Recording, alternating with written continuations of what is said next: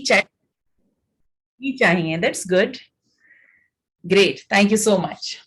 So okay, क्या सभी लोग मुझे देख पा रहे हैं? मुझे लगता है मैं स्पॉटलाइट नहीं हूं, मुझे हो जाना चाहिए। Okay, great. सो एनएलपी, लेकिन एनएलपी से पहले जाने तो सही कि एनएलपी काम कहां पर करती है। एनएलपी काम करती है सबकॉन्शियस माइंड के लिए। क्या यहां पर सभी लोग सबकॉन्शियस माइंड के बारे में जानते हैं? I want to know. If yes, तो या तो थम्स अप करेंगे या हाथ खड़ा करेंगे, और जिनके कैमरा ऑन है वो बता सकते हैं थम्स अप करके। Okay, thank you mister Raju, thank you so much. Okay okay, चलिए थोड़ा सा इंट्रोडक्शन देते। ओके, कुछ लोग हैं जो नहीं जानते हैं। आई गेस मैंने सही गेस किया कि अभी मुझे एक्सप्लेन करना होगा, विच इज गुड। देखिए, रिवीजन हो जाए दैट इज बेटर। पता है, हो सकता है एक लाइन कुछ ऐसी निकल आए जो नहीं पता थी, right? So what is our subconscious mind? जन्म के साथ हमें दो चीजें मिली। One is our subconscious mind and second one is our body. अभी वनीत जी ऐसे बैठे हैं कि अभी देखता हूं आज मैम कैसे एक्सप्लेन करेंगे। ये हर बार कुछ डिफरेंट करती है, आज मुझे देखना है कि आज कैसे एक्सप्लेन करने वाले। Thank you Vaneet ji, thank you so much, आप बहुत इंटरेस्ट से सुन रहे हैं, thanks a lot. So subconscious mind क्या है? सबकॉन्शियस माइंड एक तरह से वो सॉफ्टवेयर है जिसको इस्तेमाल करके आप इस बॉडी रूपी मशीन को चलाते। बिल्कुल वैसे ही जैसे आपका कंप्यूटर बिना सॉफ्टवेयर के सिर्फ एक डब्बा है, उसी तरह से ये बॉडी के साथ भी होता है। यानी कि आपके सबकॉन्शियस, आपका माइंड, जिसे आप कहते हैं आपकी न्यूरोलॉजी, जो आपके न्यूरॉन्स से बना है, और आपकी बॉडी में लगभग 80 बिलियन न्यूरॉन्स होते हैं, और उनका काम सिर्फ एक है कि जो भी आपकी बॉडी में चल रहा है उसकी प्रोग्रामिंग का कंट्रोल अपने पास रखना। क्या आपको सांस लेने से पहले सोचना पड़ता है कि मुझे सांस लेते रहना है? नहीं। सोचिए, अगर कॉन्शियस माइंड को ये बता दिया जाता कि सांस लेने का ध्यान आपको रखना है, तो हमारा क्या होता?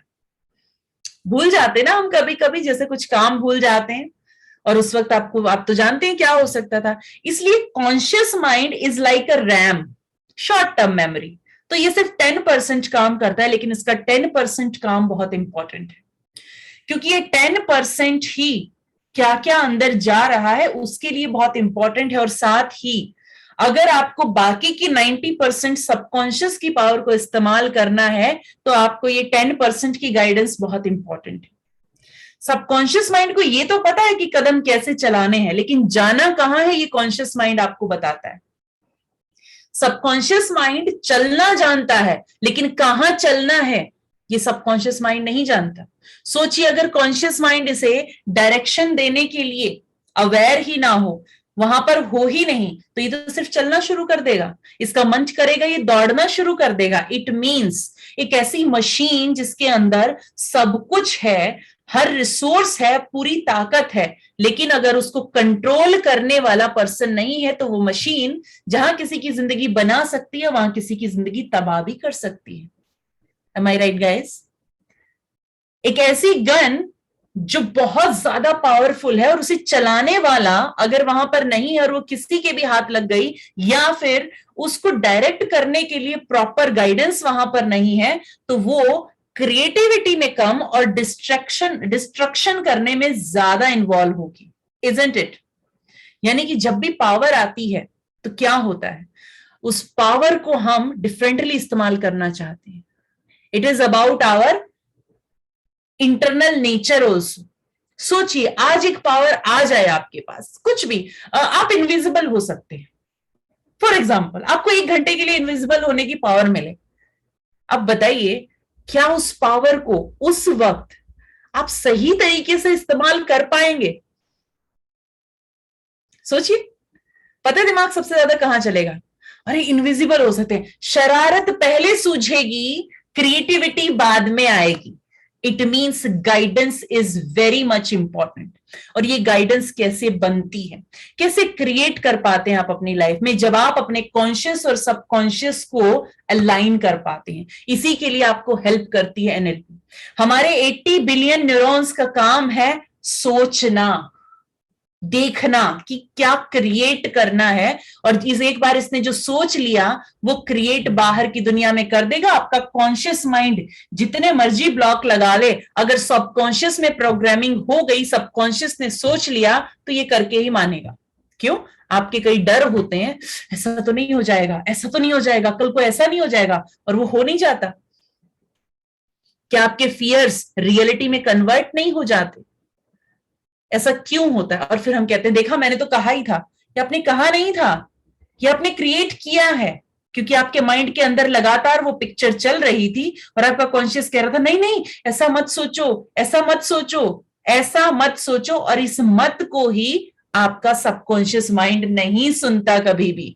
तो मत को हटा दे तो ऐसा सोचो, ऐसा सोचो, अंदर को बैठ के तो वो वही कर रहा है और आपके साथ वही होता है। इट मीन्स इसके पास कुछ भी क्रिएट करने की पावर है। यस, बिकॉज हम अपनी लाइफ में वही बनते हैं जो हम यहां पर होते हैं। अगर मैंने सोचा है that I am a person in that identity, मैं वो पर्सन हूं जो लाखों करोड़ों लोगों की लाइफ को चेंज करने के लिए अपने आप को कंट्रीब्यूशन की स्टेज पर डिफरेंटली अपनी लाइफ को आगे बढ़ाने वाली हूं, पर्पस के लिए आगे लेकर जाने वाली हूं, और मैं उस पर्पस को हर रोज अपने सबकॉन्शियस में जी रही हूं, तो यकीन मानिए इस दुनिया में कोई भी ऐसी चीज नहीं है जो मुझे वहां पर जाने से रोक दे। क्या आपकी स्पीड होगी, कैसे आप करेंगे, क्या रिसोर्सेस आपको मिलेंगे, वो अपने आप सब अलाइन होता चला जाता है। इसका एक बहुत खास कारण है कि जो यूनिवर्सल एनर्जी इस पूरे यूनिवर्स को चलाती है, इस ब्रह्मांड को चलाती है, वही यूनिवर्सल एनर्जी आपके अंदर है, वही मेरे अंदर है, और वही जिस माध्यम से हम बात कर रहे हैं, यानी जो स्पेस आपको दिखाई देता है, यहां पर भी वही एनर्जी है। क्वांटम फिजिक्स इस बात को मानती है, ये मैं नहीं कहती, क्वांटम फिजिक्स कहती है। और उससे भी पहले जो हमारे ग्रंथ हैं, किसी भी धर्म के ग्रंथ उठाएं, वो भी यही कहते हैं। और अगर ये एनर्जी मेरे अंदर है, ये एनर्जी आपके अंदर है, तो मैं जो सोचती हूं, यहां पर जो स्पेस के अंदर जो एनर्जी है, वो उन रिसोर्सेज को इकट्ठा करने में लग जाती है जिस तरफ आपका थॉट चलता है। और इसी थॉट को रियलिटी में कन्वर्ट करने के बीच होते हैं कुछ ब्लॉक्स, और वो ब्लॉक्स कहाँ हैं? वो सिर्फ और सिर्फ हमारे सबकॉन्शियस माइंड में होते हैं। आज इन ब्लॉक्स की भी बात करेंगे कि क्यों आखिर जब हम चाहते हैं मेरी लाइफ ऐसी हो और हम उसके लिए मेहनत भी करते हैं, लेकिन उसके बाद भी वो रियलिटी नहीं बनता इस पावर के होने के बावजूद, तो ऐसा क्या है जो उसे रोकता है? इसके बारे में भी जानेंगे अभी।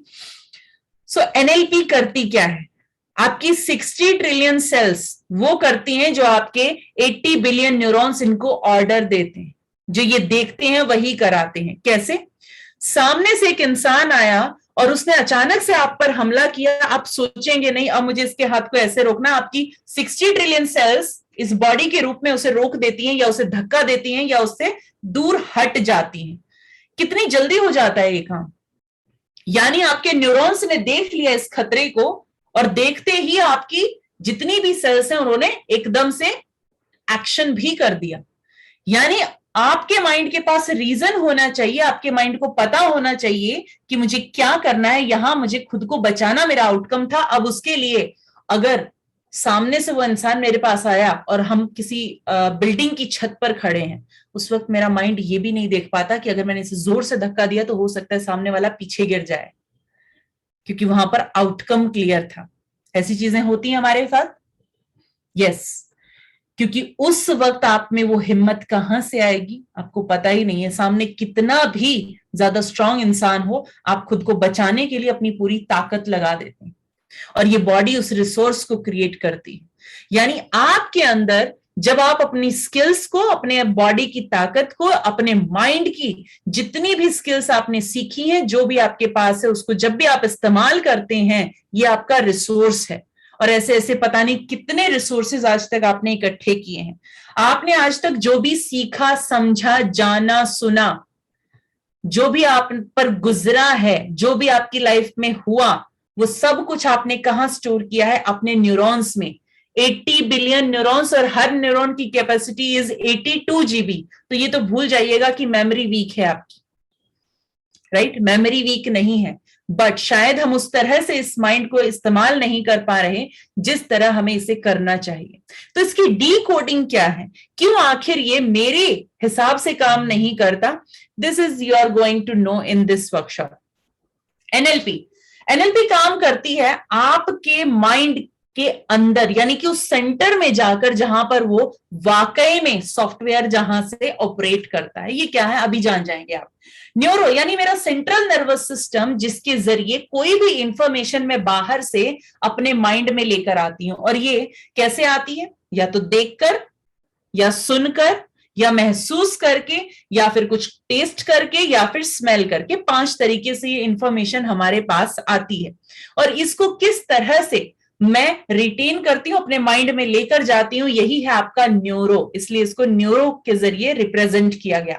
लिंग्विस्टिक क्या है, जैसे ही वो इंफॉर्मेशन अंदर जाती है तो आपकी बॉडी में एक प्रोसेसिंग होती है। मान लीजिए किसी ने सामने से एकदम से अटैक किया, तो आपकी बॉडी में एक फीलिंग क्रिएट होगी, जिसके बाद आप एक्शन लेंगे। तो एक्शन लेने और उस फीलिंग के, उस इंफॉर्मेशन के अंदर जाने के बीच जो जो आपकी बॉडी के अंदर हुआ, दैट इज योर लिंग्विस्टिक। यानी उस लैंग्वेज ने ट्रांसमिट जो किया, वो जो लैंग्वेज आपकी बॉडी के अंदर चली, चाहे वो आपकी हार्ट बीट का तेज होना था, चाहे वो आपकी सांस का उखड़ जाना था, चाहे वो एकदम से आपकी बॉडी में वाइब्रेशन का आना था, कुछ भी था, आपको गुस्सा आना था, उससे जो क्रिएट हो रहा है आपकी बॉडी में, everything is your internal linguistic. और जब मैंने उस इंसान को पलट के धक्का दिया, तो ये मेरा आउटर लिंग्विस्टिक है।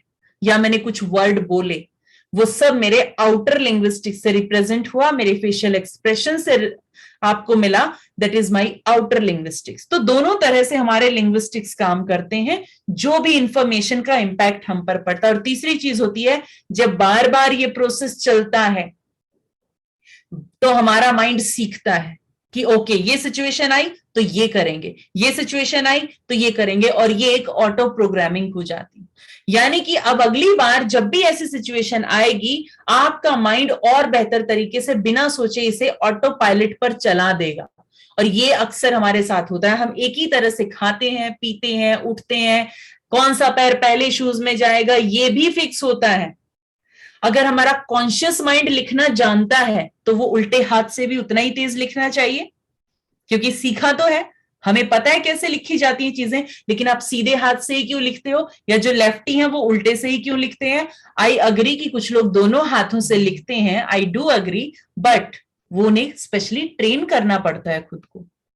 वाई सो? जब कॉन्शियस को पता है। यानी कि आप सिर्फ एक बुक पढ़ के कि ड्राइव कैसे की जाती है, कैसे एक एरोप्लेन उड़ाया जाता है, आप एरोप्लेन नहीं उड़ा पाते। क्या उड़ा पाते हैं? नहीं, क्योंकि आपके माइंड ने ऊपर से सीखा। कॉन्शियस को स्टेप पता है, लेकिन सबकॉन्शियस को तो पता ही नहीं कितना टिल्ट करना है मोड़ने के लिए, राइट? किस तरह से एग्जीक्यूट करना है, सीक्वेंस क्या होगा, इसके बाद क्या, इसके बाद क्या, इसके बाद क्या। इसीलिए तो जब बच्चे कॉन्शियस मेमोरी को यूज करके कुछ भी लर्न करते हैं तो वो शॉर्ट टर्म मेमोरी होती है, और वो अक्सर भूल जाते हैं, जिसे हम कहते हैं रट्टा लगाना, रॉट मेथड। और उसमें भी कुछ सबकॉन्शियस में अगर गया हो तो उस वक्त सबकॉन्शियस एक सीक्वेंस क्रिएट कर लेता है। यानी कि पिक्चर का एक सीन बीच से गायब हुआ तो उसके बाकी की मूवी अपने आप चली जाती है, क्योंकि वहां पर वो बच्चा इस तरह से याद करता है, पहले एक, इससे जोड़ के दूसरा, इससे जोड़ के तीसरा, और इसके बाद चौथा। यानी अगर पहला है तो ही दूसरा याद आएगा, और दूसरा है तो ही तीसरा आएगा, और बीच में अगर चौथा याद आ गया तो उसके पहले का 3 याद आ जाएगा। जरूरी नहीं है तीसरे के बाद ही सब याद आएगा। ये होता है बच्चों के साथ। This is about conscious and subconscious learning. Conscious mind हर तरह से देखता है, सीखता है, हो सकता है वर्ड्स को ज्यादा अपने अंदर रख ले, लेकिन आपके सबकॉन्शियस की एक खास तरह की लैंग्वेज है, दैट इज VAK। जितना ज्यादा आप VAK में लर्न करेंगे उतना ज्यादा आपको याद रहेगा। एग्जाम्पल के तौर पर, अगर आप किसी भी मूवी को देखें जिसमें ऑडियो भी है और उसमें आपके पास विजुअल्स भी हैं, यानी कि वीडियो भी है, चलचित्र है, तो वो आपको ज्यादा याद रहती है। और अगर वो पहली बार वो मूवी आपने 5D में देखी हो तो वो आपको ज्यादा याद रहती है, क्योंकि वहां फीलिंग भी आपके साथ थी, राइट। एंड अगर वही मैं आपको एक पिक्चर दिखाऊं, स्टिल पिक्चर्स, और मैं उसे एक्सप्लेन करूं उस मूवी को, तो किस मेमोरी को याद रखने के चांसेस आपके पास ज्यादा है? द फर्स्ट वन, जिसमें ऑलरेडी सब कुछ साथ था, एक्सप्लेन नहीं किया था, और तीसरी चीज मैं सिर्फ आपको ऑडियो में एक कहानी सुना दूं। तो जितने ज्यादा हमारे सेंसेस इन्वॉल्व होते हैं, यानी कि विजुअल, ऑडिटरी यानी कि वॉइस होगी अगर उसमें, और तीसरी चीज है फीलिंग, अगर उसके साथ फीलिंग ही जुड़ जाए तो मजा ही क्या है। तो क्या होगा, आपको वो चीज ज्यादा याद रहती है। This is a difference between conscious and subconscious learning.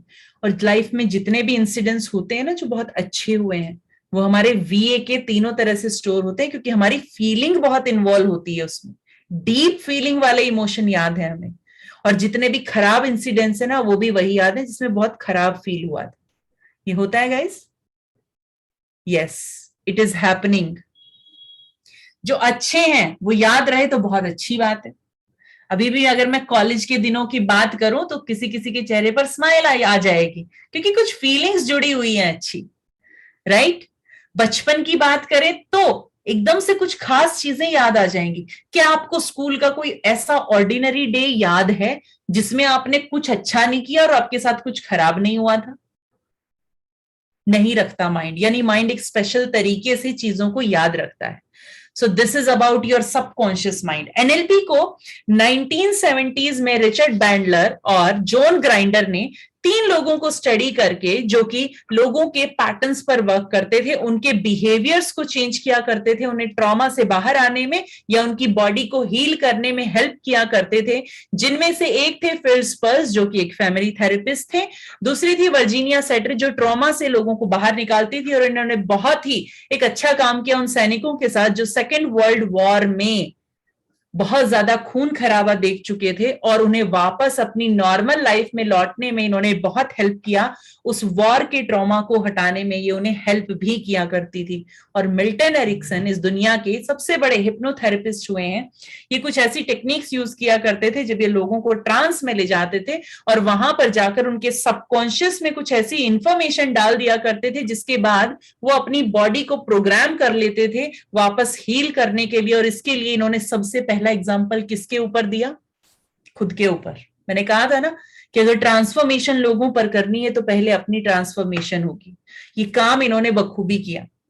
17 साल की उम्र में पोलियो हुआ इन्हें, और उसके बाद इन्होंने अपने सबकॉन्शियस को इस्तेमाल किया, उन मेमोरीज को बनाया कि जब ये चला करते थे ये कैसा फील किया करते थे, उस वक्त चलते हुए ये खुद को देखते थे अपने सबकॉन्शियस माइंड में, और इनके सबकॉन्शियस माइंड ने ऐसे न्यूरल पाथवे क्रिएट किए कि इनकी बॉडी ने उस एक्शन को करना स्टार्ट कर दिया।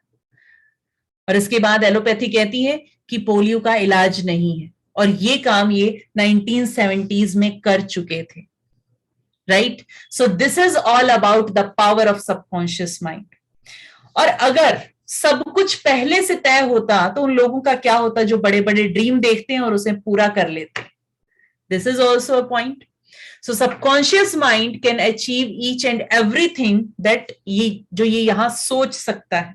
आप जो सोच सकते हैं आप वो क्रिएट कर सकते हैं, या फिर मैं ये कहूं तो गलत नहीं होगा कि जो कुछ भी क्रिएट किया जा सकता है आपका सबकॉन्शियस माइंड सिर्फ वही सोचता है। क्या यहां पर नेटवर्क ठीक है मेरी तरफ से? Is it clear? Thank you so much. जिनको दिक्कत हो रही है वो अपना कैमरा ऑफ कर सकते हैं थोड़ी देर के लिए। आई अंडरस्टैंड थोड़ा नेटवर्क इश्यूज हैं मौसम की वजह से, तो अगर आप नहीं सुन पा रहे हैं, वॉइस ब्रेक हो रही है, तो आप कैमरा ऑफ भी कर सकते हैं अगर ये इशू आप फेस कर रहे हैं तो। यहां से इस वक्त कनेक्टिविटी कंप्लीट है। Thank you so much Kishore ji for response. Now हर वक्त हमारे पास 2 तरह का कम्युनिकेशन चलता है। One is internal communication and second one is outer communication. Internal world का कम्युनिकेशन क्या है? इंटरनल वर्ल्ड का कम्युनिकेशन है कि मेरे सामने कोई इंसान आके बैठा और मैंने हो सकता है मेरा पास्ट का एक्सपीरियंस उसके लिए अच्छा ना हो, या फिर मैंने अपने आप से उसके बारे में कुछ सोचना शुरू किया, या जो बातें मेरी चल रही हैं उनके बेसिस पे मैंने उससे कुछ इंफॉर्मेशन आनी शुरू हुई, तो उसके बेसिस पर मुझे कुछ फीलिंग्स आनी शुरू हुई। मे बी मुझे लग रहा है कि no, I don't want to talk to that person और लाइक दिस, और वो जो अंदर चल रहा है उसकी वजह से मेरी बॉडी एक फीलिंग भी क्रिएट करेगी, वो डिस्कंफर्ट को भी क्रिएट करेगी वहां पर। अक्सर आपके साथ होता होगा कि कुछ लोगों से मिलकर आप कंफर्टेबल नहीं होते हैं, यू वांट कि यहां से जल्दी से बात खत्म हो तो हमें साइड हो जाना चाहिए, और कुछ लोगों से मिलकर आपको बहुत अच्छा लगता है, आप चाहते हैं कि ये बोलते रहें और हमारा कॉन्वर्सेशन यहां पर चलता रहे, उस वक्त आपको समय का भी पता नहीं चलता है। ये दोनों ही चीजें हमारे साथ होती हैं, यानी एक इंटरनल वर्ल्ड का कम्युनिकेशन वहां पर चला, या फिर मेरे साथ कोई घटना घटी, राइट, मे बी मैं अपने वर्क प्लेस पर हूं और किसी ने मुझे कहा, उसके कारण मान लीजिए मैं अपसेट हुई, अपसेट होने के बाद मेरे अंदर लगातार एक कम्युनिकेशन चलता है, या तो कुछ टॉक्स चलती हैं या कुछ विजुअल चल रहे होते हैं, और हो सकता है उसकी पुरानी बातें भी मुझे याद आ रही हो, और उसके साथ सबसे इंपॉर्टेंट होती है मेरी बॉडी में फीलिंग, मेरी बॉडी के अंदर कुछ डिस्कंफर्ट क्रिएट हो जाता है, और ये डिस्कंफर्ट आपके इंटरनल वर्ल्ड का कम्युनिकेशन है।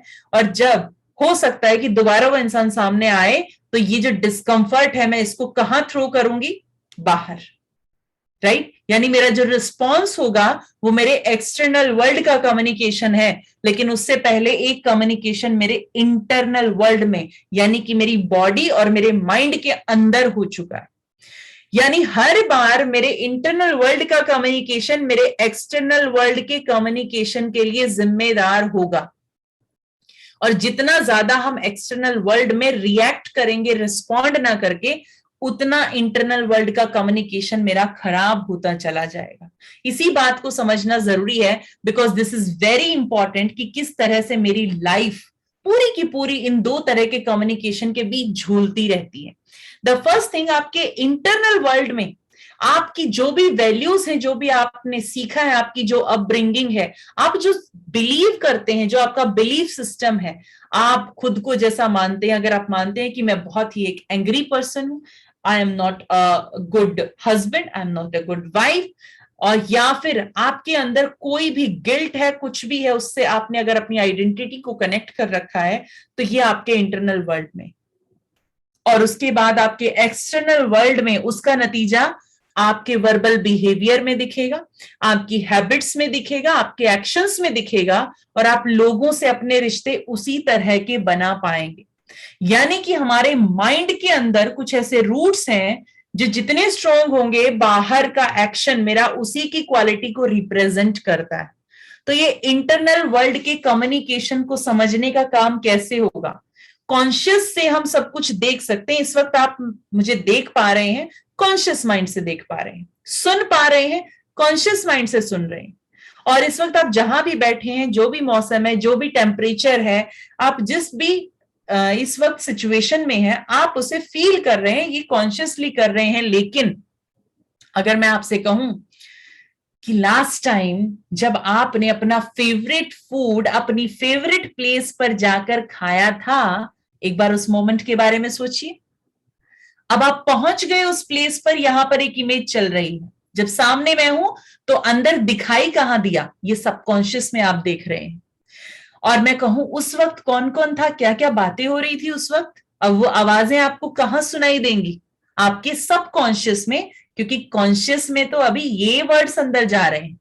और तीसरी चीज, फीलिंग तो टेस्ट वाली आ चुकी है ना अभी, फेवरेट फूड के नाम से ही। यानी कि आपका सबकॉन्शियस माइंड कितना जबरदस्त काम करता है, यहां से कुछ वर्ड्स अंदर गए और उसने एक पिक्चर क्रिएट कर दी, वॉइस अंदर क्रिएट कर दी, और साथ ही फीलिंग भी दे दी आपको। अब तक वो टेस्ट भी आपके माउथ के अंदर आ चुका है, और अभी लग रहा है कि वापस मुझे खाना है वो, राइट, वो फीलिंग आ चुकी है। इसी तरह से सबकॉन्शियस माइंड ऐसी ऐसी न जाने कितनी सारी फीलिंग्स को हर रोज आपको देता है। क्या सारी फीलिंग्स अच्छी होती हैं? जी नहीं, कुछ फीलिंग्स मेरे अगेंस्ट भी काम करती हैं। कोई पुरानी मेमोरी याद आ जाती है, वो मेरे अगेंस्ट काम करती है, क्योंकि इमोशन पर वो डायरेक्टली मेरे इम्पैक्ट करती हैं। तो आपके कॉन्शियस माइंड में आप जितना भी एनालिसिस करते हैं, जितना प्लान करते हैं, जो सोचते हैं, यानी ये आपकी शॉर्ट टर्म मेमोरी है, लेकिन आपका सबकॉन्शियस माइंड जितना सीखता है उसे आपके न्यूरल पाथवेज, यानी आपकी बॉडी उसको करने के लिए पूरी तरह से ट्रेन हो चुकी होती है, इस तरह से सबकॉन्शियस माइंड करता है। आपका कॉन्फिडेंस कितना होगा ये आपका सबकॉन्शियस माइंड डिसाइड करेगा। कॉन्शियस माइंड से आप कॉन्फिडेंट नहीं हो सकते हैं, कितना भी आप सोचें। आप अपने इमोशन और फीलिंग सारे कहां से कनेक्ट करते हैं? सबकॉन्शियस से। आपका सबकॉन्शियस माइंड बचा कर रखता है किस इवेंट के साथ आपकी कौन सी फीलिंग अटैच है, और ये कनेक्शन को इतने स्ट्रांगली फॉलो करता है, जहां मेमोरी आई आपका इमोशन वहीं पर चलना शुरू हो जाता है। अभी मैंने आपके फेवरेट फूड का नाम भी नहीं लिया, लेकिन जैसे ही मैंने कहा फेवरेट फूड, आपके सामने पिक्चर आ चुकी है और उससे रिलेटेड फीलिंग आप ले चुके हैं। The person you love most, उस इंसान की पिक्चर इस वक्त आपके सामने आ चुकी है और उसके लिए फीलिंग भी आपकी आ गई है, और हो सकता है उसकी आवाज भी आपने सुन ली हो। यानी कि आपके सबकॉन्शियस के पास पूरी की पूरी फाइल्स हैं कि आपकी लाइफ में क्या है क्या नहीं है, पूरा मेमोरी हाउस, स्टोर हाउस इसके पास है। आपकी जितनी क्रिएटिविटी है आपके सबकॉन्शियस में है, क्योंकि जितनी स्किल है उसको एब्जॉर्ब किया है आपके सबकॉन्शियस ने। और जितना भी आप लोगों से कनेक्ट करते हैं, जो फील करते हैं, that feeling is also from your subconscious mind. और ये सब कुछ आपके पास्ट एक्सपीरियंसेस और अब तक की लाइफ में आपने जो भी जिया है उसी का लेखा जोखा आपके सबकॉन्शियस के अंदर है इस वक्त, जिसे आप कहते हैं आपके सबकॉन्शियस की प्रोग्रामिंग। अभी तक आप जान चुके हैं कि 5 सेंसेस से हम इंफॉर्मेशन को लेते हैं।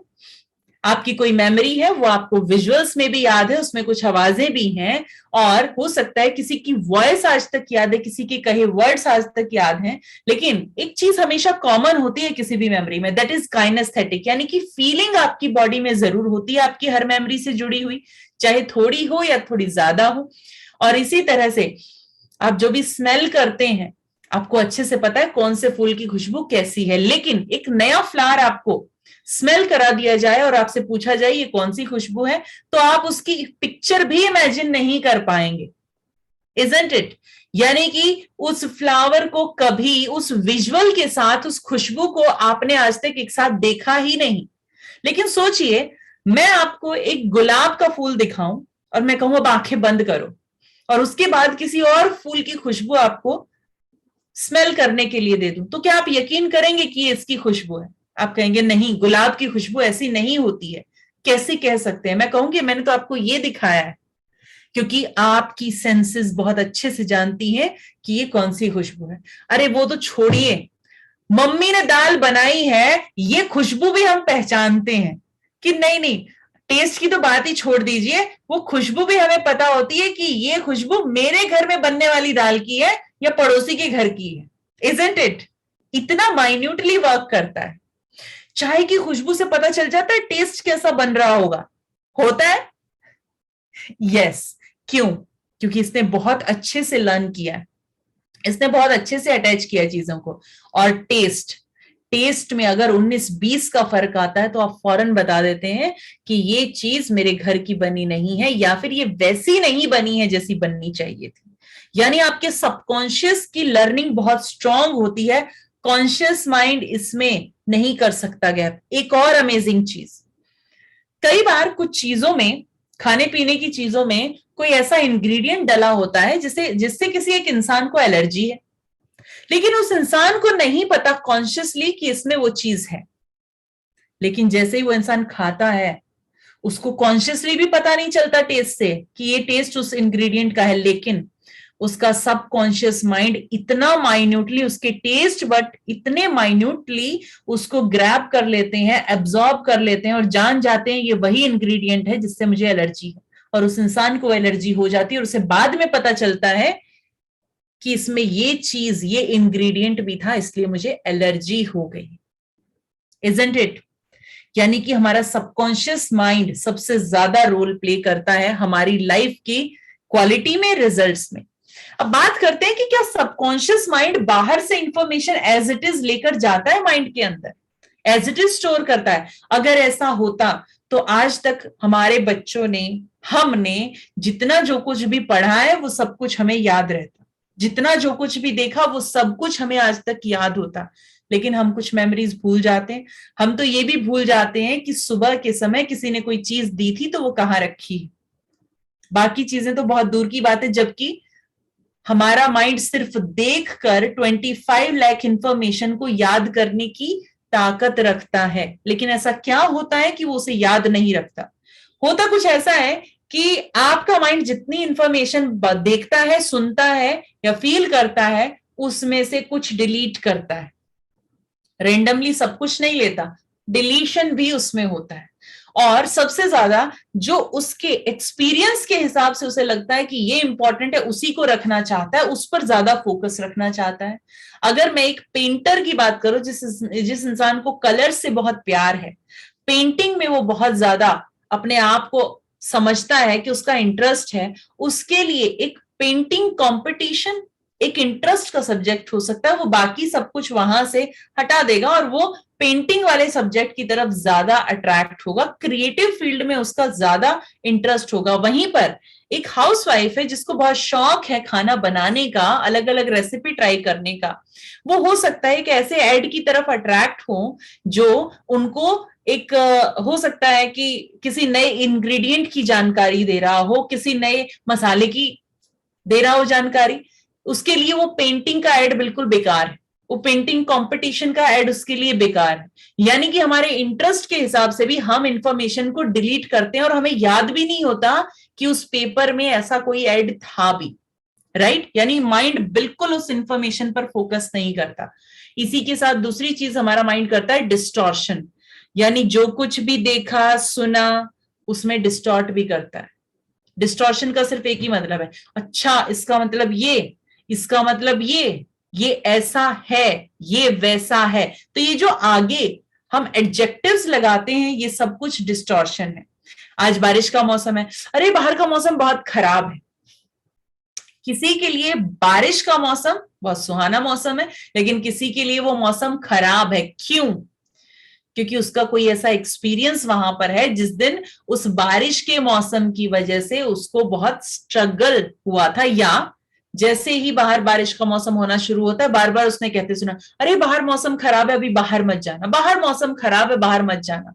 अब सोचिए, जब वो मौसम आपके लिए खराब बता दिया गया है तो उसमें एक्सपीरियंसेस भी आपको कैसे होने लग जाते हैं? खराब। कहीं कीचड़ में पैर चला गया तो दिमाग खराब होता है, क्या मौसम खराब हो गया एकदम से, कहीं जा नहीं सकते हो, आ नहीं सकते हो, फ्रस्ट्रेशन होती है। वहीं कुछ लोग बारिश के मौसम का बड़ा मजा लेते हैं। उनके लिए तो एक ही चीज है, बारिश का मौसम, यानी आज घर में चाय पकौड़ियां खाने को मिलेंगी ही मिलेंगी।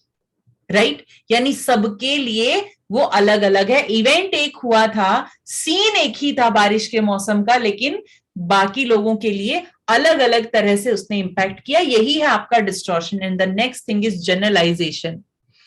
अगर एक बार बारिश के मौसम में आपको एक्सपीरियंसेस खराब हुए या किसी इंसान को खराब हुए, तो इंसान कहना शुरू कर देता है कि बारिश का मौसम तो बहुत खराब होता है, बारिश का मौसम तो बहुत खराब होता है। और अगर उसने आपको ये जनरलाइजेशन दे दिया है, तो मोस्टली आपके एक्सपीरियंसेस भी बारिश के मौसम में वैसे ही होने लग जाते हैं। क्यों? क्योंकि आपके पास वो इंफॉर्मेशन है। और फिर आपका माइंड क्या क्रिएट करेगा? जो यहां पर है वो उसी को क्रिएट करता है। वो सारी ताकत लगा देगा कि ये बारिश का दिन आपके लिए खराब होना शुरू हो जाए, और वहां से आपकी अवेयरनेस को वहां वहां से हटाएगा जहां वो क्रिएटिव हो सकता था, जहां वो अच्छे मोमेंट्स आपको मिल सकते थे। यानी पॉजिटिव चीजों से ध्यान हटेगा और सारा नेगेटिव पर चला जाएगा। This is called deletion, distortion and generalisation. हालांकि इसको एक्सप्लेन करने के लिए मुझे कम से कम 4 घंटे का समय चाहिए कि ये कैसे काम करता है, बट अभी हमारे पास 2 घंटे होते हैं, तो इन्हीं में मुझे काफी कुछ आपको बताना होता है ताकि आप अपने सबकॉन्शियस को समझ पाएं। और जब ये तीनों फिल्टर्स लग जाते हैं तो जाती है मेमोरी माइंड के अंदर, और जब ये मेमोरी अंदर जाती है तो आप इसे कहते हैं script, perception, thought process, internal representation. और इस इंटरनल रिप्रेजेंटेशन को आप कहते हैं सबकॉन्शियस के पैटर्न्स। इंटरनली आपने किस इंफॉर्मेशन को कैसे रिप्रेजेंट कर रखा है, this is all about your script. इस स्क्रिप्ट को लिखा किसने? इस स्क्रिप्ट को लिखा हमारी अपब्रिंगिंग के दौरान जो हमारे थॉट प्रोसेस बने, जो हमारे एक्सपीरियंसेस हुए, जो हमने अपने माँ बाप से सुना, जो हमने अपने टीचर से सुना, और लाइफ के दौरान हमें वो कुछ एक्सपीरियंसेस मिल गए और हमें लगा कि सब कुछ ऐसा ही है जो मैंने एक्सपीरियंस किया। यानी वहां से मैंने अपनी पॉसिबिलिटीज को हटा दिया, एक एक्सपीरियंस के भरोसे मैंने पूरी लाइफ निकाल दी और मैं यही मानती रही कि ऐसा है। ये बिल्कुल वैसा है कि कुएं में एक मेंढक रहता था और उसके साथ में एक और समंदर से मेंढक किसी तरह आ गिरा किसी दिन, और अब वो वहां पर फंस गया। और उसने पूछा कुएं के मेंढक से, तुम्हें पता है समंदर कितना बड़ा होता है? उसने कहा हाँ इतना बड़ा। उसने कहा और सोचो। उसने कहा हाँ इतना बड़ा। फिर बोला और सोचो, और बड़ा होता है, कितना पानी होता है समंदर में जानते हो तुम? तो उसने कहा हाँ इस दीवार से लेकर उस दीवार तक।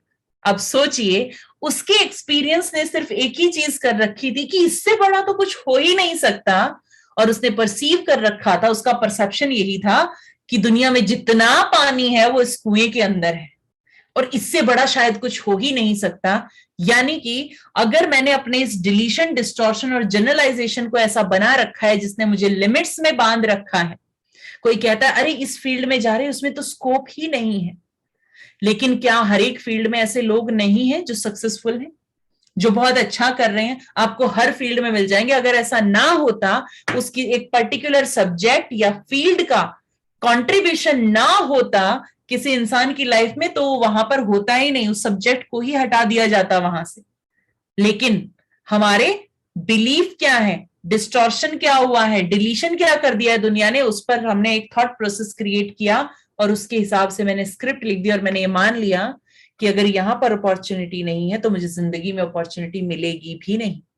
और मेरा माइंड वहां पर अपॉर्चुनिटीज से फोकस हटा लेता है और उस फील्ड के नेगेटिव पॉइंट देखना शुरू कर देता है, और फिर वही क्रिएट करता है जो आप यहां सोचते हैं। और फिर हमें लगता है देखा हम सही थे, हमने बिल्कुल सही सोचा था। जी हाँ, आपने बिल्कुल सही सोचा था, लेकिन आपने ये नहीं सोचा कि आप जो सोच रहे हैं आप उसे क्रिएट भी कर देंगे। आपको साथ में ये भी सोचना चाहिए था। एवरी टाइम माई स्टेट, यानी कि जब भी ये स्क्रिप्ट बनेगी तो एक इमोशन भी आएगा, राइट? और ये इमोशन ही कहलाता है आपकी स्टेट।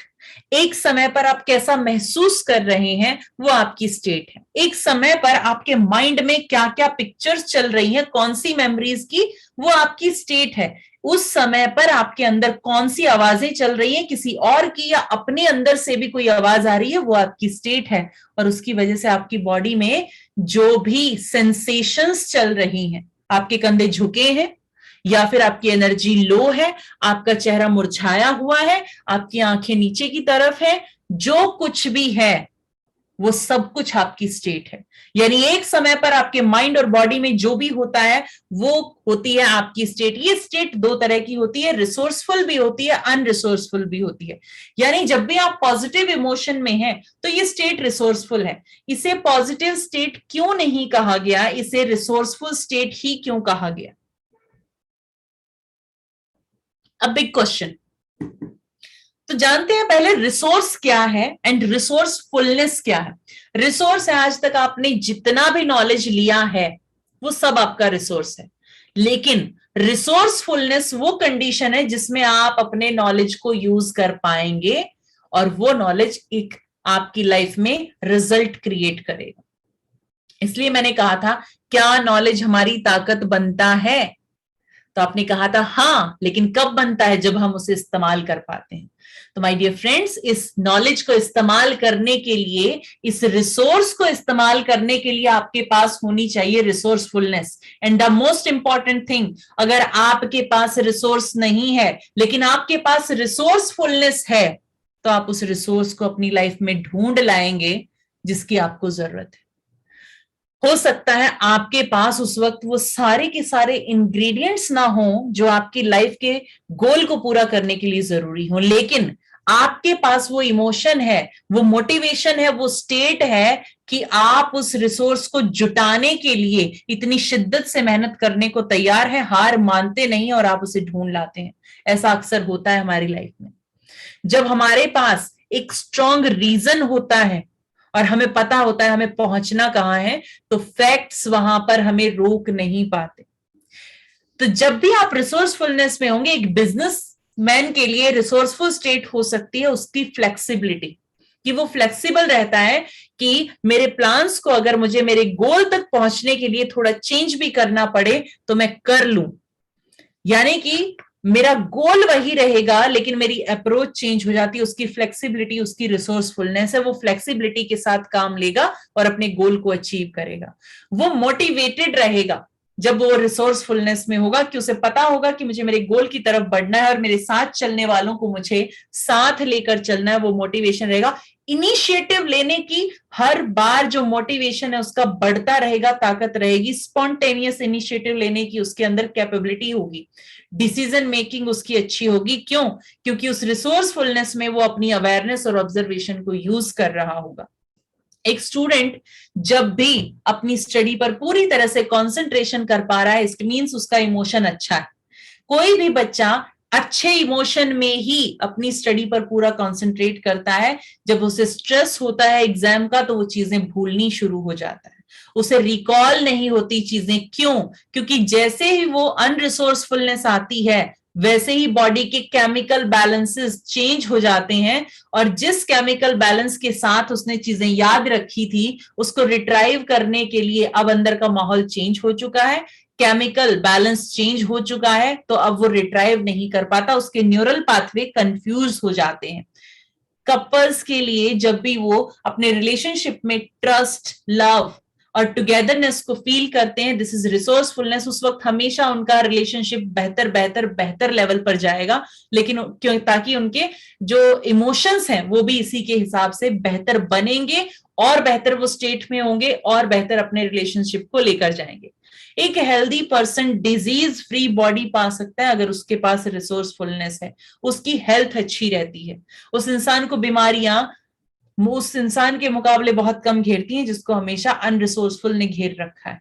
जो इंसान ज्यादा अनरिसोर्सफुलनेस में रहता है वो अनहेल्दी रहना स्टार्ट हो जाता है। बीपी, शुगर, इंसोम्निया, ओबेसिटी जैसी बीमारियां उसे घेर लेती हैं। ये कोई बीमारियां नहीं बल्कि माइंड के पैटर्न है। अब पूछें क्या इसे हटाया जा सकता है? अगर आप अनरिसोर्सफुलनेस से रिसोर्सफुलनेस में जंप करना सीख जाएं, डिप्रेशन से डिलाइटफुलनेस में आना सीख लेंगे आप वहां से आप अपने फियर्स को कॉन्फिडेंस में चेंज कर देंगे, आप अपने डीमोटिवेशन को, अपने प्रोक्रास्टिनेशन को मोटिवेशन में चेंज कर देंगे, आपकी डिसीजन मेकिंग स्ट्रांग हो जाएगी। कपल्स जब भी अपने रिलेशनशिप को खराब करते हैं वो अनरिसोर्सफुलनेस में होते हैं, एक दूसरे को ब्लेम करते रह जाते हैं। उनको समझ ही नहीं आता कि एक दूसरे के लिए ब्लेम करके एक दूसरे से आर्ग्यूमेंट जीतना इंपॉर्टेंट है या उनका रिलेशनशिप इंपॉर्टेंट है, ये तक वो भूल जाते हैं। एक स्टूडेंट सब्जेक्ट का फियर, फोबिया आने की वजह से अपनी वो परफॉर्मेंस नहीं दे पाता और टीचर्स और सब्जेक्ट को डिसलाइक करने लगता है, उनसे डिस्कनेक्ट हो जाता है। एंड अ बिजनेस पर्सन, उसकी अनसर्टेनिटी, फियर और एंजाइटी का लेवल बढ़ जाता है जब उसके पास ये अनरिसोर्सफुलनेस होती है। तो आखिर कैसे इससे बाहर निकला जाए? लेकिन उससे पहले ये अनरिसोर्सफुल स्टेट और रिसोर्सफुल स्टेट करती क्या है? आप जब भी किसी स्टेट में हैं, चाहे वो अच्छी है या खराब है, रिसोर्सफुल है या अनरिसोर्सफुल है, आप एक्शन जरूर लेते हैं। और ये एक्शन आपके वर्बल भी हो सकते हैं, नॉन वर्बल भी हो सकते हैं। वर्बल हुए तो आप बाहर का कम्युनिकेशन करेंगे, आउटर वर्ल्ड का कम्युनिकेशन। अगर आप अच्छी स्टेट में हैं तो आप अच्छे से बात करेंगे, अपनी कम्युनिकेशन स्किल्स को यूज करेंगे, रिसोर्सफुलनेस में रहते हुए अच्छे तरह से आप कम्युनिकेट करेंगे। आपका सोशल दायरा, आपके पर्सनल रिलेशनशिप, आपकी लाइफ के रिजल्ट्स चेंज होंगे, बेहतर होंगे। लेकिन नॉन वर्बल में भी आप एक्शंस लेते हैं। नॉन वर्बल एक्शंस होते हैं जो आपकी बॉडी के अंदर चलते हैं, और आपकी बॉडी के अंदर अगर ये नॉन वर्बल एक्शन की क्वालिटी खराब हो जाए, आपको वहां एंजाइटी है, आपकी जो आर्टरीज है वो श्रिंक हो रही है, बीपी बढ़ रहा है, तो क्या आपके आउटर यानी कि आपके वर्बल एक्शंस बेहतर हो सकते हैं?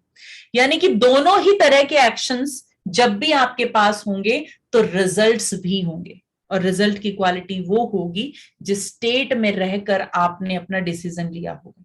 अच्छी स्टेट में अच्छे एक्शंस के रिजल्ट अच्छे होंगे, और अनरिसोर्सफुल स्टेट में अनरिसोर्सफुल एक्शंस के रिजल्ट भी वैसे होंगे। लेकिन थोड़ा सा पीछे जाने की जरूरत है। आखिर ये इमोशन आ कहां से रहा है? ये आ रहा है आपकी स्क्रिप्ट से। तो क्या मैं अपनी स्क्रिप्ट को चेंज कर लूं? तो मैं क्या अपने इमोशन को चेंज कर सकती हूँ, कर सकता हूं? तो मेरा जवाब यहां पर होगा हाँ। और जब आप अपनी लाइफ की स्क्रिप्ट को चेंज करके और नई स्क्रिप्ट को बेहतर बनाकर अपनी लाइफ के बेहतर रिजल्ट क्रिएट कहते हैं, उसे कहते हैं आपकी ड्रीम डिजायर्ड लाइफ। और जब आप ये नहीं कर पाते तो आप मूव ऑन होने लगते हैं अपनी अनडिजायर्ड लाइफ, जिसे आप डिजास्टर कहें तो गलत नहीं होगा। वहां पर आपकी वेलनेस आपका साथ छोड़ती है और इलनेस आनी शुरू हो जाती है। ऐसे पैटर्न जिनका आप रिपोर्ट्स में जवाब ढूंढ रहे हैं, लेकिन वो रिपोर्ट्स भी आपको जवाब नहीं दे पाती।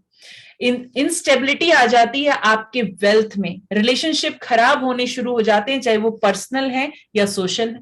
आपकी डिजायर्ड लाइफ उस वक्त आप क्रिएट करते हैं जब आप अपनी हेल्थ और वेलनेस को जीते हैं। आपने वेल्थ को हर पल बढ़ाने के लिए काम कर रहे होते हैं, उसे गंवाने के लिए नहीं। और रिलेशनशिप आपके मजबूत होते जाते हैं, आपका सोशल दायरा भी बढ़ता है। This is all about your resourceful state. तो स्क्रिप्ट पर जब भी आपको काम करना होगा, सबसे पहले आपको अपनी स्टेट को पहचानना होगा। इसके लिए मैं चाहूंगी कि जितने लोग यहां पर हैं, जरा अपनी स्टेट को पहचानना सीखें। तो इसके लिए आप एक बार अपने कंधों को सीधा करके बैठेंगे और आईज को क्लोज करेंगे। देखिए, एक्सरसाइज को देखकर आप सिर्फ उसे देख ही पाएंगे, लेकिन अगर आप उसे करेंगे तो आप समझ पाएंगे कि ये क्या है। क्योंकि सबकॉन्शियस माइंड की अगर बात है तो आपको सबकॉन्शियस माइंड के साथ कनेक्ट भी होना होगा। और सबकॉन्शियस माइंड से कनेक्ट करने का सबसे आसान तरीका अभी आपको मिलने जा रहा है। तो जो लोग इसे करना चाहते हैं, मैं रिक्वेस्ट करूंगी, अगर आपके कैमराज ऑन होंगे तो मैं आपको बेहतर गाइड कर पाऊंगी आपके एक्सप्रेशन से, आपकी बॉडी लैंग्वेज से, और कहीं पर हो सकता है मैं आपको बेटर हेल्प कर पाऊं आपको चेंज करने में, जो जिसकी भी आपको जरूरत है। Thank you so much for switching on the camera. So nice of you everyone. So close your eyes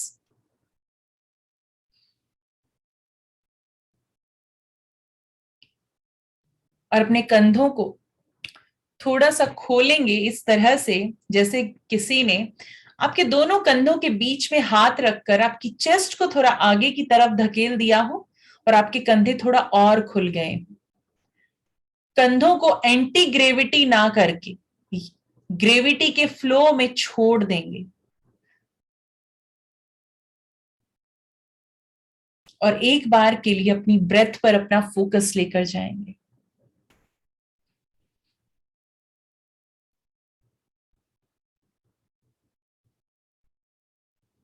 और एक बार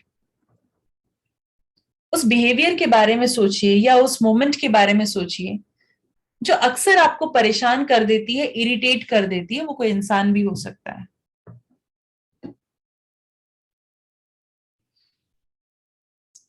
जिसे हमेशा देखकर आपको लगता है कि अभी इंसान सामने आ गया है, अगर इससे पीछा छुड़ा लो तो ज्यादा बेहतर है। आप नहीं चाहते कि वो आपके सामने भी आए। दोनों पैरों को अपने नीचे की तरफ रखेंगे, अपने दोनों हाथ अपनी थाइज पर रखे हुए उस इंसान के बारे में सोचें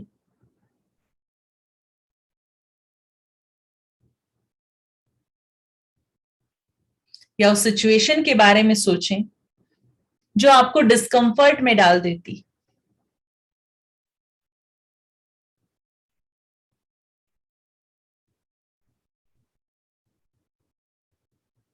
कैसा महसूस करते हैं आप उस वक्त?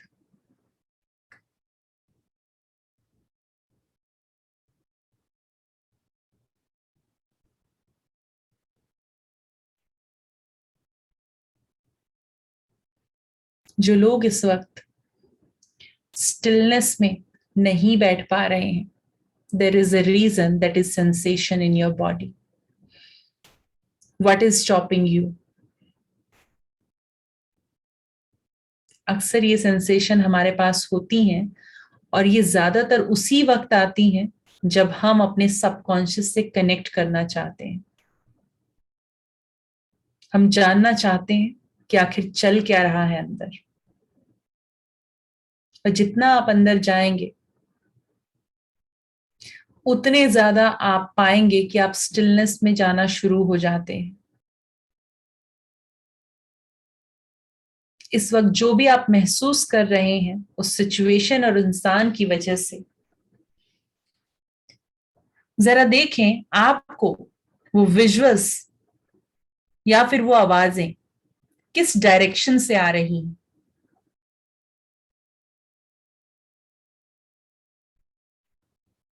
उसे लोकेट करने की कोशिश करें। अगर वहां पर कुछ विजुअल्स हैं तो आपको किस तरफ दिखाई देते हैं, आपके माइंड के किस हिस्से की तरफ है, उसकी डायरेक्शन क्या है। और अगर वो किसी की आवाज है तो किस तरफ से आ रही।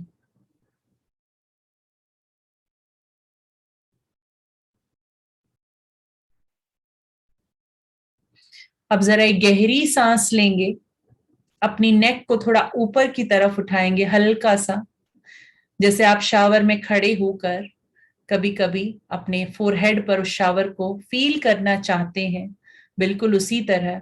और डीप ब्रेथ महसूस करेंगे, धीरे धीरे soft deep breath inside your body. Yes,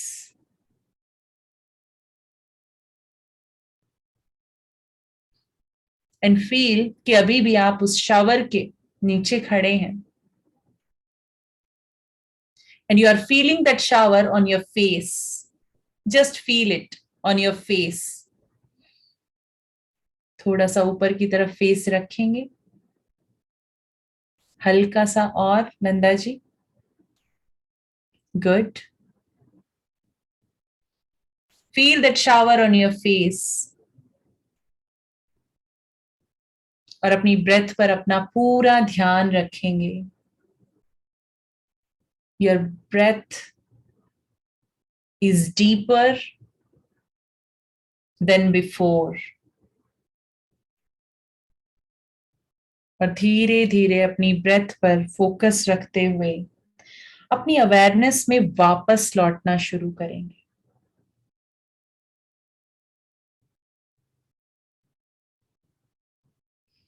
और धीरे धीरे अपनी आंखें खोलेंगे।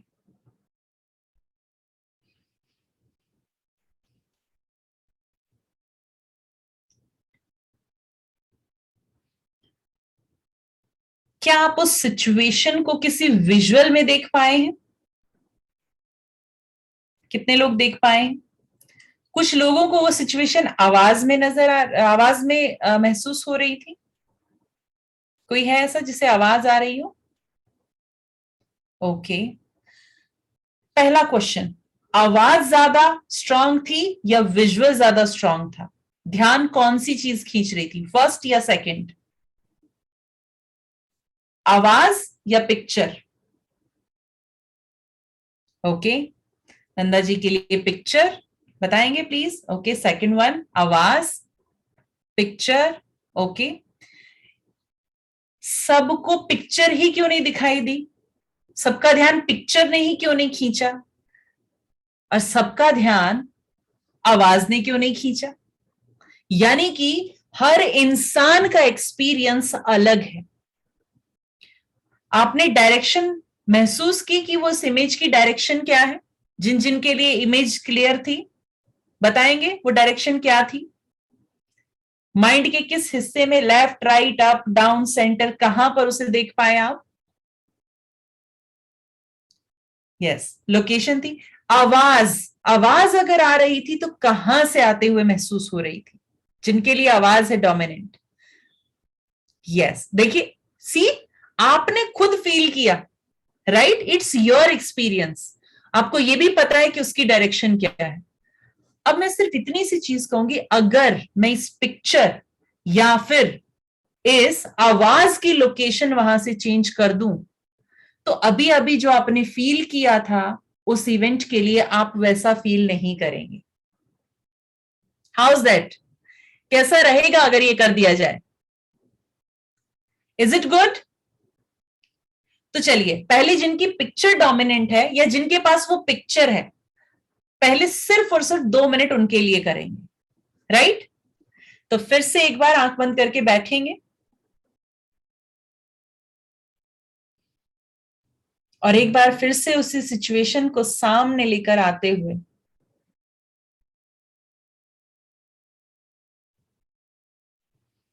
उस पिक्चर को, उस पर फोकस बनाकर उस पिक्चर को देखना शुरू करें, इमेजिन करना शुरू करें। और वो जिस भी हिस्से में है, आपके लेफ्ट में, राइट में, अप या डाउन, जहां पर भी है, इमेजिन कीजिए कि आप अपने हाथ से उस पिक्चर को जाकर छू रहे हैं। इसके लिए आप अपने हाथ को इस्तेमाल कर सकते हैं मोमेंट के लिए। जस्ट इमेजिन कि आप अपने हाथ से उस पिक्चर तक पहुंच रहे हैं और उसके धीरे धीरे उसे उसकी ऑपोजिट डायरेक्शन में लेकर जा रहे हैं, बहुत स्लोली उसे धीरे धीरे धीरे धीरे उसकी डायरेक्शन को चेंज करते हुए, और उसके बाद ये भी इमेजिन करें कि धीरे धीरे उसे अपने से दूर भी धकेल रहे हैं। और जैसे जैसे आप उससे दूर धकेल रहे हैं, वो पिक्चर थोड़ी छोटी, थोड़ी डार्क, थोड़ी ब्लर हो रही है। जस्ट इमेजिन, धीरे धीरे वो बहुत छोटी छोटी और छोटी और छोटी और छोटी होकर डार्क ब्लर होते हुए धीरे धीरे आपसे दूर की तरफ जा रही है, मानो दूर किसी एक पोल से एक रबर बैंड और वो उसे खींच रहा है, बिल्कुल एक मैग्नेट की तरह से। और जैसे ही वो मैग्नेटिक फोर्स तेज होता है, वो झटके से उसे अपनी तरफ खींच लेती है और आपकी नजरों से वो काफी दूर चली जाती। और जैसे ही वो झटके से खिंच जाती है और वहां पर जाके टकराती है, तो वो ब्लास्ट हो रही है वो इमेज। चलिए एक बार और करेंगे इस प्रोसेस को। एक बार फिर से आपने उस इमेज को धीरे धीरे धीरे धीरे आप लेकर आए और उसे थोड़ा सा दूर जाते हुए, उसकी इमेज को छोटा होते हुए, डार्क ब्लर होते हुए, उस मैग्नेटिक फोर्स से उसे अपनी तरफ खींचते हुए आपसे दूर जाकर एक ब्लास्ट की तरह से देखा। एक बार और रिपीट करेंगे इस सीन को, लेकिन इस बार थोड़ा फास्ट करेंगे। Just repeat this scene once again. वो धीरे धीरे छोटी होकर आपसे दूर जाती और एकदम झटके से मैग्नेटिक फोर्स से वहां खिंचती और जाके टकराती और ब्लास्ट हो जाती है। Do once again. Once again. Repeat it 5 times inside your head. Once again. Fast. Fast. आप अपने माइंड की स्पीड को जितना चाहें उतना तेज चला सकते हैं। देखिए कैसे झटके से आती है, एकदम से दूर जाती है, टकराती है, ब्लास्ट हो जाती है। वंस मोर, सामने आती है, दूर जाती है और वहां झटके से जाकर ब्लास्ट हो जाती है। Now just breathe.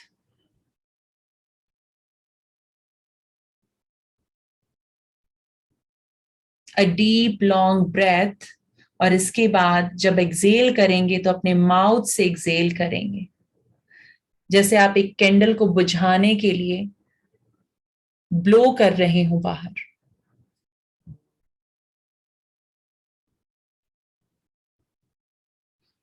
और धीरे धीरे अपनी आंखें खोलेंगे।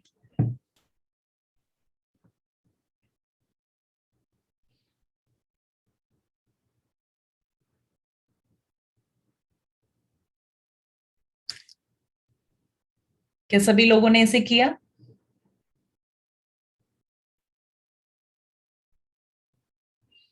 चलिए अब जरा लेफ्ट और राइट में देखेंगे, अप और डाउन देखेंगे।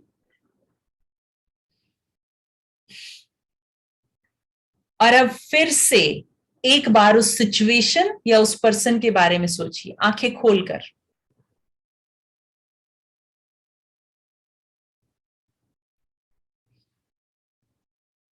क्या अभी भी वो सिचुएशन या वो इंसान आपको उतना ही ज्यादा परेशान कर रहा है जितना पहले था?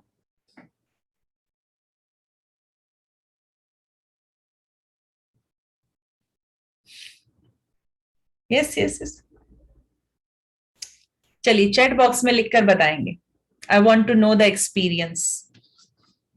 It's about subconscious mind. ये कुछ भी कर सकता है। इतनी सी देर में आपने एक चीज सीख ली है कि अगर कोई इमेज आपको परेशान करती है तो आप उसकी जगह को चेंज करो। वो जितनी ब्राइट है, कलरफुल है, उसे अपने से दूर करो और उसे डिस्ट्रॉय कर दो। बस यही तरीका है। इसको आप किसी भी तरीके से कर सकते हैं। इसको आप ऐसे भी कर सकते हैं, इसे अपने से दूर लेके जाइए, इसे दूर एक चिपका दीजिए और मान लीजिए आपके हाथ में एक गन है और उससे जाके ब्लास्ट कर दीजिए इसको, but in your head, in your head. With all due respect to those people, हम अपने एक्सपीरियंस को हटा रहे हैं, उस इंसान को नहीं। ऑलवेज माइंड इट, हम उस एक्सपीरियंस को वहां से खत्म कर रहे हैं जो हमारे रिश्ते को खराब कर सकता था। अगर वो इंसान मुझे इरिटेट करना बंद कर दे, बेसिकली मैं इरिटेट होती हूं, वो मुझे करता नहीं है, एक्चुअल सिचुएशन ये है, राइट? वो मेरा ट्रिगर क्रिएट हो जाता है। लेकिन अगर मैं इसके ऊपर कंट्रोल पा लूं, इस सिचुएशन को हैंडल करना सीख लूं, तो मेरे और उस इंसान के रिश्ते सुधर जाएंगे। तो ये छोटी सी technique, with all due respect to those people, चाहे वो कोई भी है, उस इवेंट को हटाने के लिए है, उस इंसान के लिए नहीं। Always remember in your life, हमें हमेशा लोगों से एसोसिएट रहना चाहिए और इवेंट्स यानी एक्सपीरियंसेस जो हुए उनसे डिसोसिएट रहना चाहिए। यानी एक एक्सपीरियंस को लेकर चलते हुए एक इंसान के साथ हमें अपने रिश्तों को हमेशा वैसे जज नहीं करना चाहिए, लेकिन अक्सर हम लोगों से डिसएसोसिएट हो जाते हैं और सालों बिता देते हैं उस इवेंट से एसोसिएट रहकर, और 10 साल 20 साल लग जाते हैं लोगों के रिश्ते ठीक होने में। So this is to remove these all the feelings from your head, from your mind, from your body. और अगर ये उस वक्त होना शुरू हो जाए जब किसी बात के लिए मेरा कॉन्फिडेंस डाउन हो जाता है, उस वक्त मैं ये करना सीख लूं, जो चीज मुझे डरा रही है, जो मेरे फियर है वो सामने आकर डरा रहे हैं। ये तो सिर्फ एक विजुअल के लिए था, वॉइस के लिए भी ये किया जा सकता है। कल जब हम करेंगे तो कल वॉइस के लिए करेंगे। बाय द वे कल भी हमारी मास्टर क्लास है, दैट इज फ्रॉम 7:30 ऑनवर्ड्स। तो उस वक्त भी आप एक नई टेक्निक सीखेंगे। कल हम वॉइस के लिए करेंगे इसी को। इससे होगा क्या? क्या आपको नहीं लगता इससे मेरा इमोशन बेहतर होगा? यस, 100% होगा। ऐसे ऐसे पास्ट के न जाने कितने इवेंट मैंने रखे होंगे, तो क्या मैं हर एक इवेंट को ढूंढ ढूंढ कर अब ऐसे जाके ये करना होगा? जी नहीं। आपका माइंड एक खास तरीके से काम करता है, उसकी एक क्वालिटी है। जब उसे पता चल जाता है इस क्वालिटी की इवेंट्स को, इंसिडेंसेस को कैसे हैंडल करना है, तो ऐसे ऐसे जब आप कुछ इवेंट्स को हैंडल कर लेते हैं तो बाकी को माइंड अपने आप अंदर हैंडल कर चुका होता है, क्योंकि उसने उसकी एक कैटेगरी बना रखी है। जितने भी आपके इस तरह के एक्सपीरियंस हैं वो एक जगह पर स्टोर होते हैं, और जितने आपके अच्छे एक्सपीरियंस हैं वो अलग जगह पर स्टोर होते हैं आपके सबकॉन्शियस माइंड में। और इसी तरह से आपका फ्यूचर भी आपके सबकॉन्शियस में डिफरेंट जगह पर है। लेकिन ये कौन बताएगा क्या ये सही जगह पर है? अब आप कहेंगे सही जगह पर होने का मतलब क्या है? इसका क्या मतलब है कि ये सही जगह पर है या नहीं? हमारा माइंड एक टाइम लाइन के हिसाब से चलता है। मेरी लाइफ में जो जो भी अब तक हुआ वो मेरे माइंड ने अलग जगह स्टोर किया है, और मेरे माइंड में ने जो जो भी आगे के लिए सोचा है, जो डीप फीलिंग्स हैं कि ये मुझे फ्यूचर में करना है, जो गोल्स बना रखे हैं उनको अलग रखा है, और जो मेरा प्रेजेंट चल रहा है उसको मेरा माइंड अलग जगह रखता है। लेकिन एक बात बताइए, अगर आप फ्यूचर के बारे में सोच रहे हो और आपका फ्यूचर बाय चांस आपकी इनसिक्योरिटीज के कारण वहां चला जाए जहां आपका पास्ट है, तो आपके साथ क्या होगा? आप हमेशा अपने फ्यूचर में भी अपने पास्ट को ही देखेंगे।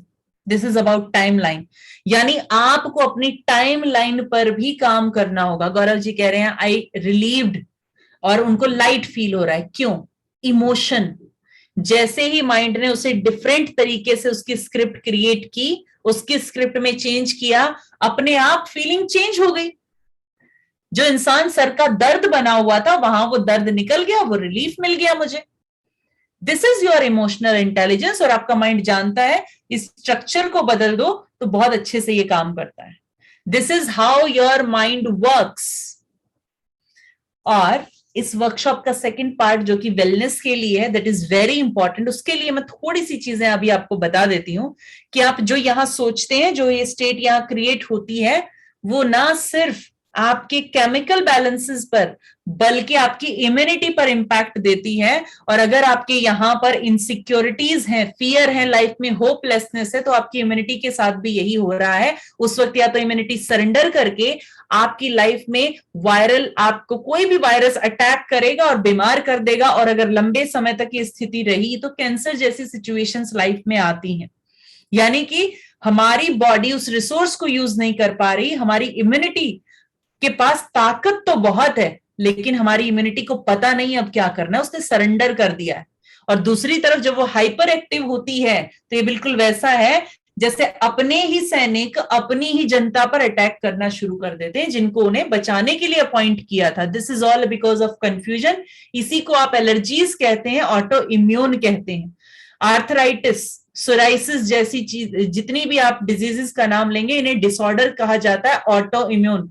क्या इसको ठीक करना पॉसिबल है? तो जरा ऊपर चले जाइए, आप स्टेट ठीक कीजिए, आप देखिए कि नीचे इंपैक्ट आएगा कि नहीं आएगा।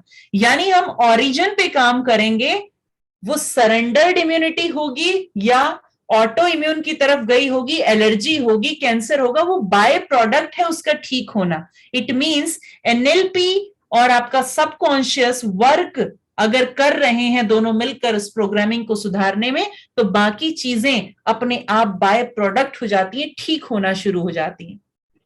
और जब आप अपनी स्क्रिप्ट को चेंज करना सीख जाते हैं तो नेगेटिव स्क्रिप्ट से पॉजिटिव में आते हैं, स्टेट आपकी रिसोर्सफुल होती है और आपकी बॉडी हेल्दी रहने के रिसोर्स को यूज करती है। उस वक्त एड्रेनलिन और कॉर्टिजोल की बजाय आपकी बॉडी से एंडोफिन्स, डोपामाइंस जैसे हार्मोन रिलीज होते हैं, जो ना सिर्फ नेचुरल पेन किलर्स बल्कि आपके मोटिवेशन को, और जब ये मोटिवेशन बढ़ता है तो आप लाइफ में और ज्यादा ग्रो करते हैं। और अब जब आप और ज्यादा ग्रो करते हैं तो आप और ज्यादा मोटिवेट होते हैं। और इस तरह से जब ये हेल्थ, वेलनेस और बॉडी की जितनी भी बायोलॉजी है, इसका केमिकल बैलेंस ठीक होता है, तो आपकी लाइफ का हर एरिया ग्रो करता है।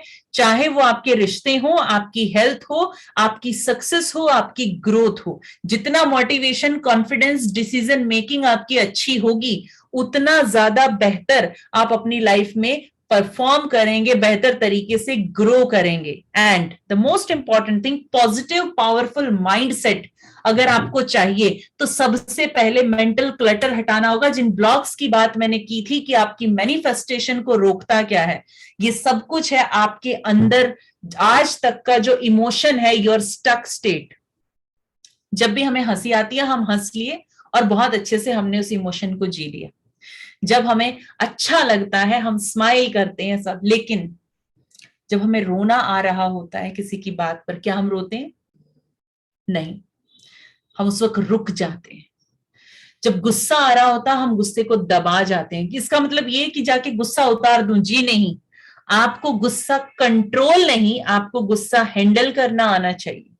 एक इमोशन को कन्वर्ट करना आना चाहिए, इमोशन को दबाना नहीं। और ऐसे ऐसे हजारों लाखों इमोशन दबा दबा कर हमने अपने अंदर एक emotional burden, emotional blockage create की है। और जब जब हमारे गोल्स, हमारे यहां पर जो हम डिजायर्ड लाइफ चाहते हैं, उसके साथ में इमोशनल ब्लॉक्स पड़े होते हैं, तो हमारा माइंड फोकस करता है इमोशनल ब्लॉक्स पर, क्योंकि उस इमोशन को आज तक आपने ना तो रिलीज किया और ना ही उसे अपनी बॉडी से बाहर निकाला है, और उसको जिया भी नहीं है, फेस भी नहीं किया है। तो वो इस तरह से रहता है जैसे आपके घर में कोई मरा हुआ चूहा किसी कोने में सड़ता रहता है, आपको बस बदबू परेशान कर रही है, बस आपको ये नहीं पता कि आपको करना क्या है, कहां से उसे ढूंढे। और अगर ढूंढ भी लिए तो उसको आपने बाहर नहीं निकाला, अंदर ही रख लिया। It's like that. और जब ये आपके पास होगा तो आप अपने गोल्स पर फोकस नहीं कर पाते। उसमें सबसे पहले हैं आपके पास्ट इवेंट्स, पास्ट के वो इवेंट्स जो आपको इमोशनली परेशान करते हैं, वीक फील कराते हैं, या फिर आपके इमोशन को खराब करते हैं, वो पल पल आपकी स्टेट को खराब करते हैं। ये अक्सर तब भी होता है जब आप बहुत खुशी के माहौल में होते हैं, अचानक से कोई मेमोरी याद आती है और पूरा माहौल खराब हो जाता है। प्रेजेंट के इश्यूज, जब पास्ट अभी तक संभला नहीं, पास्ट का पेन साथ चल रहा है, तो प्रेजेंट के इश्यूज को हैंडल करने में रिसोर्सफुलनेस आएगी कैसे? और ये रिसोर्सफुलनेस आएगी नहीं तो फ्यूचर की तो इनसिक्योरिटी होगी आपको। पास्ट का दर्द लेकर चल रहे हैं, पास्ट की चोट अभी तक आपकी ठीक हुई नहीं है, प्रेजेंट में उसी चोट पर ठोकर पे ठोकर लग रही है, लहूलुहान है, और उसके बाद कोई आपसे कहे चलो दौड़कर इस ब्राइट फ्यूचर की तरफ बढ़ो, तो क्या आप बढ़ पाएंगे? बस यही आपका सबकॉन्शियस देखता है कि अगर इस इंसान ने एक बड़ा फ्यूचर बना भी लिया तो ये चोटें इसे फ्यूचर में भी लगती रहेंगी। उस पेन से बचाने के लिए वो आपको इनसिक्योरिटीज और ज्यादा बढ़ा देता है, उस तरफ जाने नहीं देता। इससे बेहतर है कि प्रेजेंट का पेन जितना है उसी को सह लो, फ्यूचर का नहीं सह पाओगे। आपका माइंड हमेशा आपको रोकता है वहां जाने से।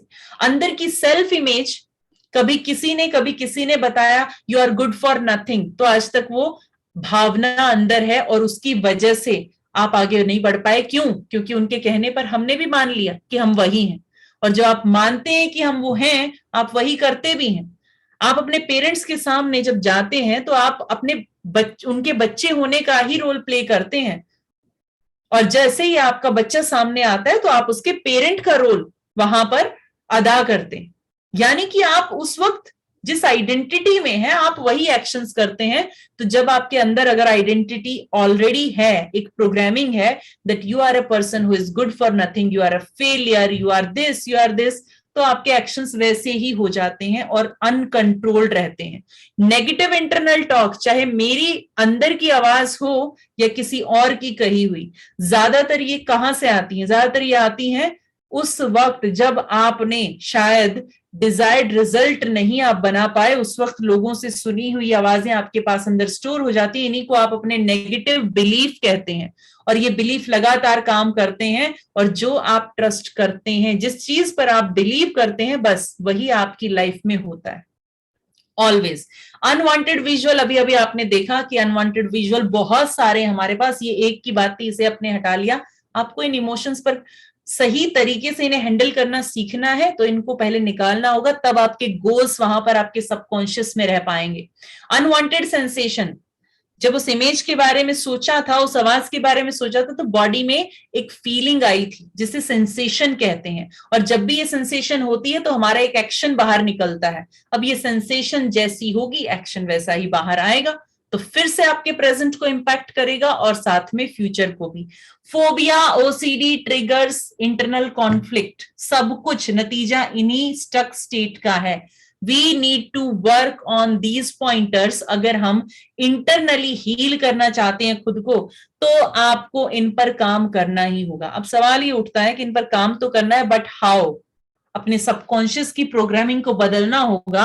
लोग सक्सेस की बात करते हैं तो जान लीजिए आपका माइंड किसी गोल की तरफ तब तक नहीं जाता जब तक वो इन 8 एरियाज में पूरी तरह से खुद को आगे बढ़ने के लिए पॉसिबिलिटीज नहीं पाता। जब भी आपका एक गोल है, आपकी लाइफ का ड्रीम है, तो वो इन 8 एरियाज के इर्द गिर्द घूमता है। आपकी वेलनेस और हेल्थ फिटनेस में क्या आप ग्रो कर रहे हैं, तो आपका माइंड ग्रो करने के लिए रेडी है, उस ग्रोथ को समझता है। जब आपको लगता है कि आप फाइनेंशियली ग्रो कर रहे हैं, तो उसके साथ ही आपको एक और मेटाफर चाहिए होता है। आपको जानना जरूरी होता है कि मैं फाइनेंशियली ग्रो तो कर रहा हूं, लेकिन इसका एविडेंस क्या है? एविडेंस है आपके पोजेशंस।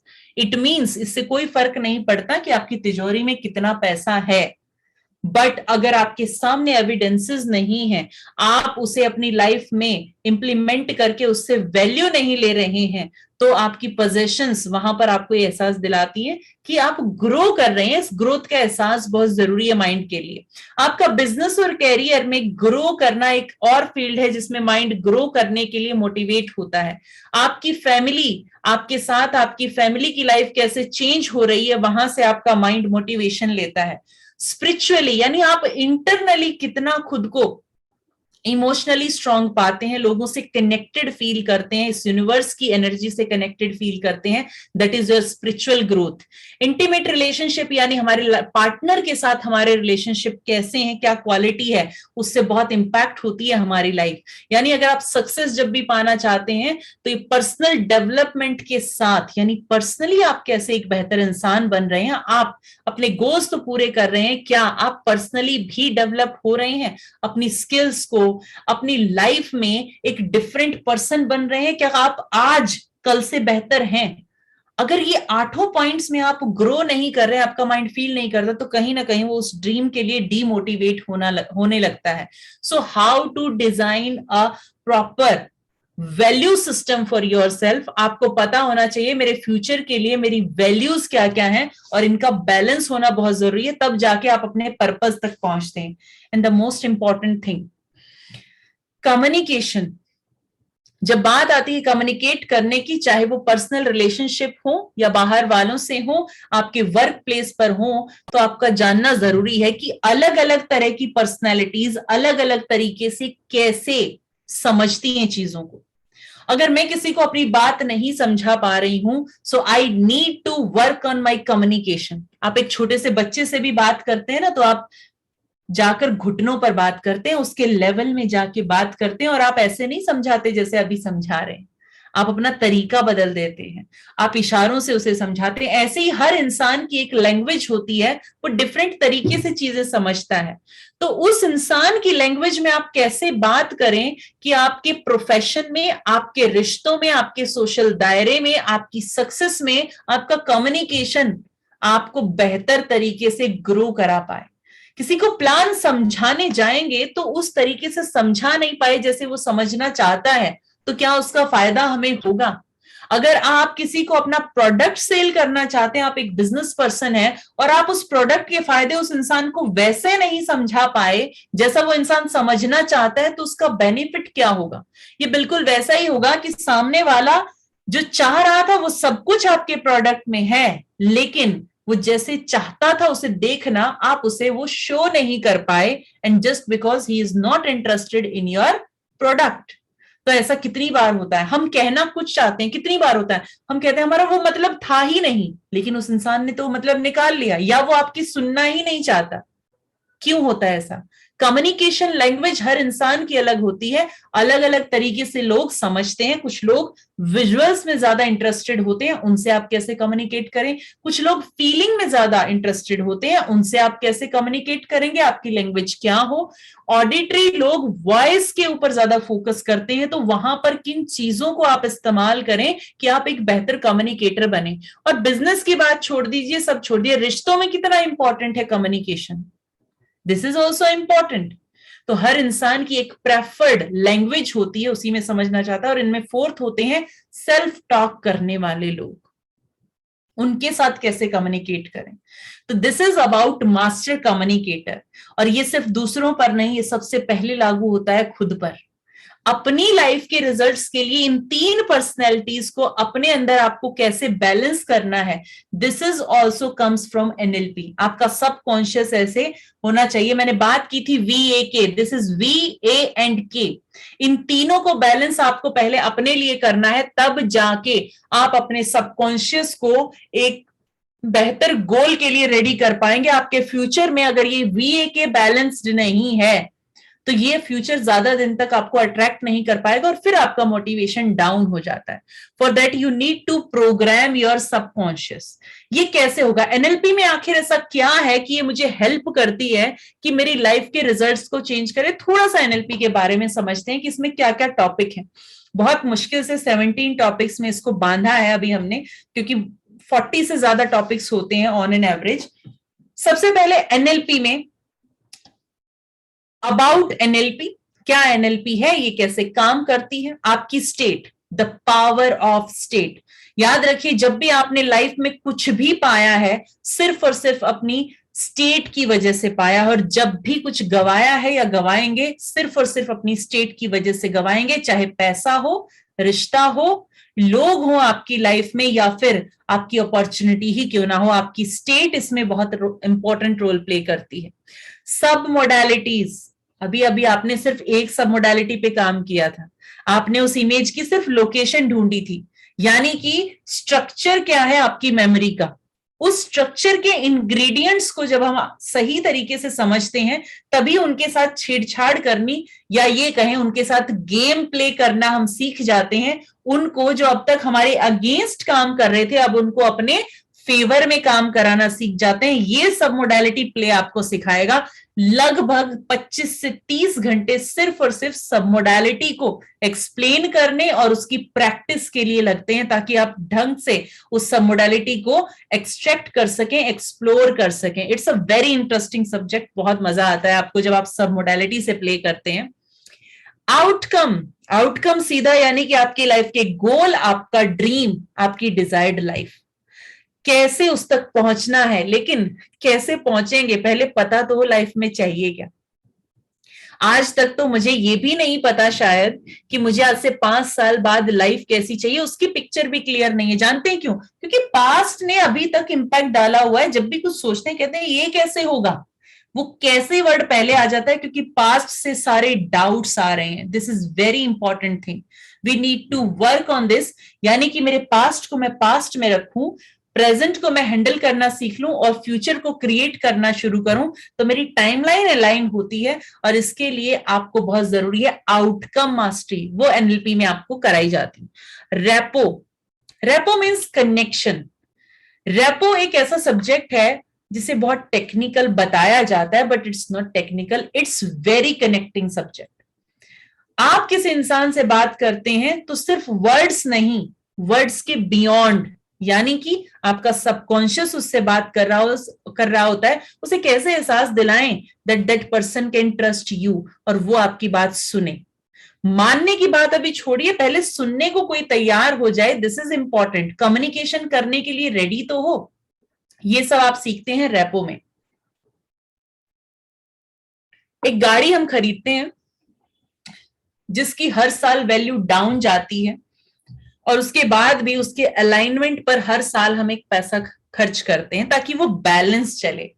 और यहां बात हो रही है आपकी लाइफ, यानी आपके 60 ट्रिलियन सेल्स जिन न्यूरॉन्स की कमांड पर काम करते हैं, उन्हें अलाइन करने की।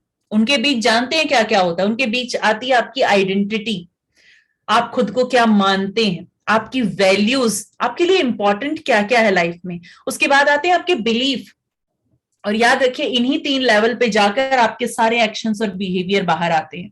तो कैसे डीप जाकर इस अलाइनमेंट को मैं अपने पर्पस से कनेक्ट करूं, और उससे पहले तो मुझे पर्पस ढूंढना बहुत जरूरी होगा।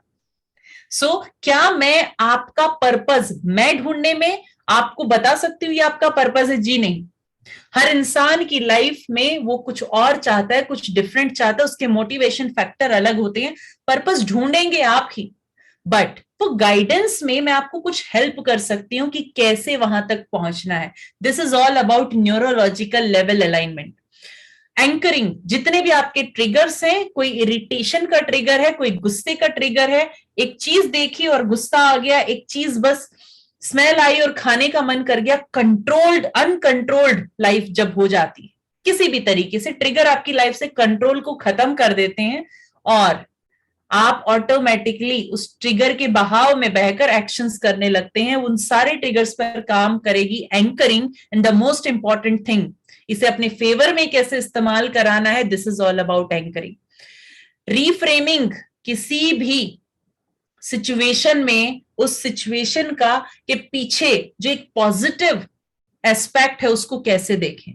यानी कि जब लगे कि सारे रास्ते बंद हैं तो उसे अपॉर्चुनिटी उसमें कैसे ढूंढेंगे।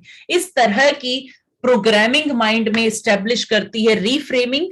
Perception position will help you कि सिर्फ एक ही नजरिए से नहीं, एक ऑब्जर्वर की तरह आप सिचुएशन को देखते हैं और आप राइट तरीके से उसका सोल्यूशन निकालते हैं। उस वक्त आप दुनिया को बदलने में नहीं, सिचुएशन को सिचुएशन के हिसाब से आप खुद में क्या चेंज कर सकते हैं, इसके लिए आप अपने माइंड को प्रोग्राम करते हैं। पार्ट्स इंटीग्रेशन, इंटरनल कॉन्फ्लिक्ट को हटाना हो या फिर अपनी लाइफ के किसी आउटकम को पाना हो, किसी एडिक्शन से छुटकारा पाना हो, बीमारी से बाहर निकलना हो, बाइपोलरिटी हैंडल करना हो, या ऑटो इम्यून को हैंडल करना हो, इस सब में आपको हेल्प करती है part integration. Strategy modelling, successful लोगों के पैटर्न्स को किस तरह से अपने लिए इस्तेमाल करना है अपनी प्रोग्रामिंग में, वो आपको स्ट्रेटजी और मॉडलिंग सिखाती है। हिप्नोटिक लैंग्वेज, ऐसी लैंग्वेज जो सीधा इंसान के सबकॉन्शियस में चली जाए और वो इंसान सबकॉन्शियसली उसे माने और उसके अकॉर्डिंग एक्ट करे। इसको आप कैसे करेंगे? This is not about manipulation of people, but उन लोगों की लाइफ को बेहतर बनाने के लिए जब आप अपने बच्चों को डायरेक्ट कमांड देते हैं तो वो नहीं सुनते, लेकिन किस तरह से आप उन्हें गाइड कर सकते हैं हिप्नोटिक लैंग्वेज के जरिए, कैसे अपने पार्टनर के साथ रिलेशनशिप बेटर बना सकते हैं, कैसे अपने बॉस के साथ अपने वर्क बैलेंस को सही कर सकते हैं। Each and everything is about hypnotic language. Precise language Meta model, जब कोई इंसान आपको शब्दों के जाल में फंसाना चाहता है तो कैसे अपने माइंड को वहां पर अलर्ट रखना है, ये आपको मेटा मॉडल सिखाएगा। आप हमेशा अवेयरनेस में रहते हुए अपनी मर्जी से आप अपना एक्शन लेंगे। आप किसी की बातों में आकर कभी वहां पर फंसकर कोई चीज नहीं सुनेंगे। मेटा प्रोग्राम आपको बताएगा कि लोग अलग अलग तरीके के बिहेवियर और एक्शंस करते क्यों हैं। एंड प्रेफर्ड थिंकिंग पैटर्न की जब अभी बात हुई, वीए के विजुअल ऑडिटरी काइनेस्थेटिक, इन लोगों के साथ कैसे बात करनी है, ये पॉइंट आपको यही सिखाएगा। मेटाफर्स को कैसे अपने आउटकम के लिए यूज करना है, कैसे मुझे अपनी लाइफ में सांकेतिक भाषा का इस्तेमाल करना है, उसे आप सीखते हैं मेटाफर्स में। और ये बहुत अमेजिंगली वर्क करता है जब ही बात होती है हीलिंग की, जब बात होती है अपने रिश्तों को ठीक करने की, अपना नजरिया बदलने की। It is very important. Timeline तो आप अभी अभी जान ही चुके हैं कि पास्ट, प्रेजेंट और फ्यूचर आपस में कहीं भी मिक्स नहीं होने चाहिए, वो कंफ्यूजन ना। This is all about NLP. और इस प्रोग्राम के लिए we are starting a journey in this सितंबर, 15 सितंबर से ये जर्नी स्टार्ट होगी। इसमें आपको सबसे पहले एक एनएलपी कोच होने के लिए और खुद को ट्रांसफॉर्म करने के लिए, दोनों ही तरह के लोगों को ये हेल्प करेगा। The first thing, authentic techniques to resolve the challenges. आपको यही तो चाहिए होता है कि चैलेंजेस को रिजॉल्व करने की कुछ ऐसी ऑथेंटिक टेक्निक आप सीख जाएं कि उन्हें इंप्लीमेंट करके आप रिजल्ट ले लें। और अगर आप इफेक्टिव डिलीवरी जानते हैं तो आप लोगों को सिखा भी सकते हैं चीज। और तीसरी चीज होती है गाइडेंस ऑफ एक्सपर्ट की, जब आप इस फील्ड में आगे बढ़ रहे हो तो जो आपको सिखाने वाला है इन स्किल्स को, वो आपको गाइड करता रहे। और इन्हीं तीनों चीजों को कंबाइन करके हमने एक ऐसी जर्नी तैयार की जिसमें आपको कंप्लीट सपोर्ट मिलेगा और आप स्टूडेंट्स को, पेरेंट्स, टीचर्स को, कपल्स को, हीलर्स को, स्पोर्ट्स पर्सन्स को, यहां तक कि एंटरप्रेन्योर्स और बिजनेस पर्सन्स को आप हेल्प कर पाएंगे as a coach, as a mentor, as a trainer. और उसी के साथ में इंडिविजुअल जो लोग मेंटल और इमोशनल चैलेंजेस को फेस कर रहे हैं लाइफ में, उनको रिलीज करने में उनको हेल्प कर पाएंगे। और यकीन मानिए आज के समय में ऐसे बहुत सारे लोग हैं जो आपको ढूंढ रहे हैं, बहुत लोगों को जरूरत है। आज भी ऐसा हो रहा है कि पर्सनल जो वन ऑन वन कोचिंग है वो बहुत ज्यादा हमारे पास आ रही है, but we have only limited time. तो जिनके लिए बहुत जरूरी होता है हम उतना ही ले पाते हैं। कल को अगर आप इन स्किल्स को सीख सकते हैं तो आपके हाथ सक्सेस लेगेसी के साथ ज्वाइंट हो सकते हैं और आप इस फील्ड में बहुत बेहतरीन तरीके से लोगों की लाइफ में कंट्रीब्यूट करते हुए अपनी लाइफ को भी ग्रो कर सकते हैं। And the most important thing, इस कोर्स के बारे में, ये कब से शुरू होगा, कब तक चलेगा, ड्यूरेशन क्या होगी। This course is a complete NLP master practitioner programme, यानी कि पूरी तरह से आपको एनएलपी में एक्सपर्टीज कैसे करनी है और क्या क्या इसमें कंटेंट है, इसे 120 घंटे में 4 मंथ में कंप्लीट किया जाएगा। बेसिकली ये एक यूनिकली डिजाइंड ऐसा प्रोग्राम है जो अभी तक इंडिया में अवेलेबल नहीं है। इसका एक खास रीजन है क्योंकि क्रैश कोर्सेज बहुत हैं और क्रैश कोर्स हमेशा क्रैश ही हो जाते हैं। किसी भी नई स्किल को आप एकदम से सिर्फ और सिर्फ 40-50 घंटे में नहीं सीख सकते, जबकि बात आ रही है समझने की। और सिर्फ समझने की नहीं, हमने आज सबसे पहले यही चीज देखी थी कि सबकॉन्शियस माइंड डिफरेंट तरीके से सीखता है, समझता है। अगर मैं 40 से 50 घंटे में आपको ये सारा कंटेंट डिलीवर करती हूं तो वो आपकी कॉन्शियस लर्निंग होगी, वो सबकॉन्शियस में नहीं जाएगी, क्योंकि जो आपने सीखा आप उसे एक्सपीरियंस नहीं करेंगे। एक्सपीरियंस नहीं करेंगे तो वो लॉन्ग टर्म पैटर्न नहीं बनेगा। और इसीलिए इन्हीं सब चीजों को फॉलो करके इसे 4 मंथ का एक प्रोग्राम, कि जितना आप खा सकें, जितना डाइजेस्ट कर सके उतना ही आपको खिलाया जाएगा। दिस इज एन अप्रोच कि आप उसे धीरे धीरे फील करके कंज्यूम करेंगे तो आपको पता होगा आपने कब क्या कंज्यूम किया और उससे क्या आपकी बॉडी में क्रिएट हुआ। और इसी के लिए एक महीने में सिर्फ 3 वीक के लिए क्लासेस होंगे, क्योंकि ये आप में से काफी लोग जानते हैं कि हमारे ऑफलाइन इवेंट भी करते हैं हम, एक हफ्ता महीने में 1 वीक हम ऑफलाइन इवेंट करते हैं और 3 वीक्स के लिए हम करते हैं ऑनलाइन प्रोग्राम, जो कि हमारे शुरू हो चुके हैं। And this programme will continue from 15 September to 15 of Jan, और इसमें लगभग 120 घंटा आप हमारे साथ बिताएंगे विद प्रैक्टिस। यानी आप जो सीखेंगे उसे प्रैक्टिस भी करेंगे, आपके डाउट क्लियरेंस भी होंगे, और आपको इन 3 हफ्तों में हर हफ्ते सिर्फ और सिर्फ 3 वीकडेज देने होंगे। और आपकी जो क्लासेस एक आपकी क्लास होगी संडे को 9:30 बजे से 1:30 बजे तक, और एक क्यूए सेशन होगा जिसमें आप ऑप्शनल है, आप आना चाहें आ सकते हैं, आपके डाउट्स हैं, अदरवाइज आप अपने डाउट्स को डायरेक्टली मुझे भेज सकते हैं। मेरा पर्सनल नंबर आपके पास होगा, आपकी क्वेरी को अगले सेशन में रिजॉल्व किया जाएगा, उसके बाद आगे चला जाएगा। हम इस अप्रोच को फॉलो करते हैं। इस प्रोग्राम में आपको 2 सर्टिफिकेट मिलेंगे, एक एनएलपी प्रैक्टिशनर और दूसरा NLP master practitioner. NLP practitioner तो 120 घंटे के बाद आप बन ही जाएंगे, क्योंकि हम उसको आपको प्रैक्टिस अपने लिए कराएंगे।